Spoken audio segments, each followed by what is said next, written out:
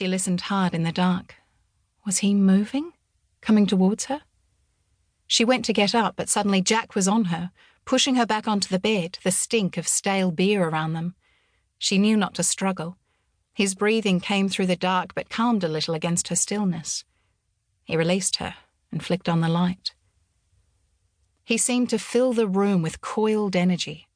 A fair head taller than her, with a solid build, he looked ragged, older than his 28 years. Unsteady, he fished about and pulled a dog-eared piece of paper, folded long ways, from his back pocket and threw it in her lap. Contract of sale filled the top of one side. Sign it. She didn't move. For a wife, I bloody drew the short straw. Kate didn't speak. Well, you have to sign. I can't. I have to help Daisy and Pearl. They've no one else.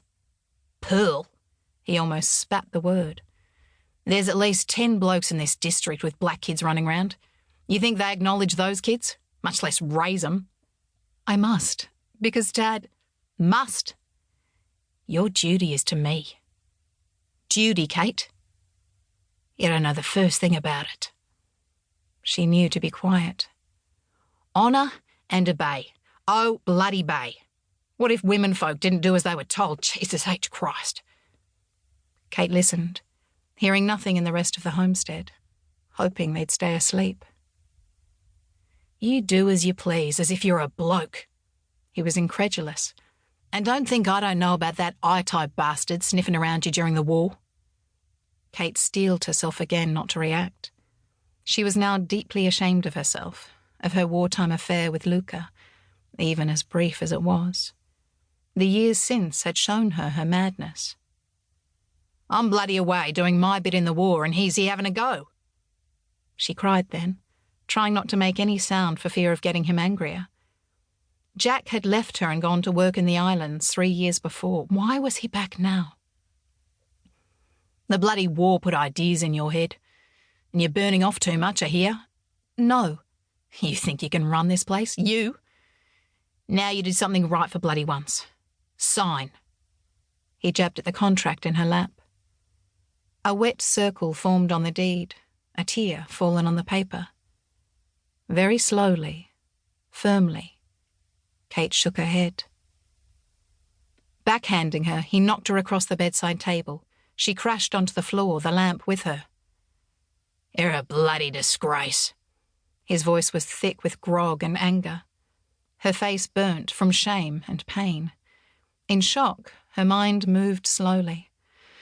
Please, God, let the others stay away. Safe. Jack picked up the deed. Sign, he said again.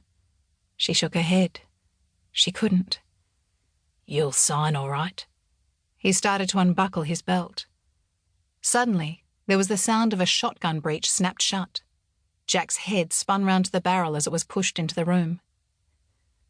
Mrs. Walters. Kate's voice was hoarse with fear, afraid for what Jack would do if he got to the housekeeper.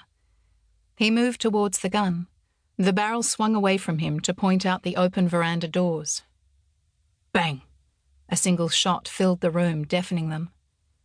Kate could hear nothing, but she could see. Jack lurched back, fumbling with his belt, his eyes still on the gun. The shooter was hidden in the hallway, but the gun barrel jerked, motioning Jack away, gone. He stumbled up the open doors.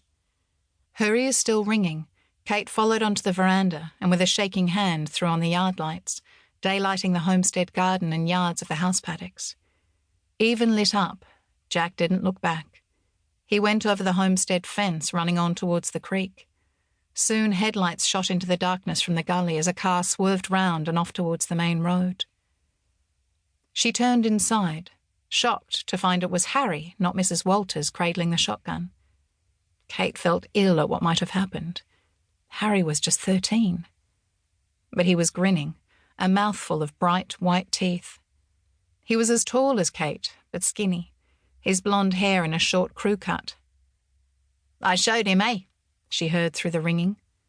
Behind him was Daisy, with little Pearl in her arms, and Mrs. Walters in curlers and dressing gown.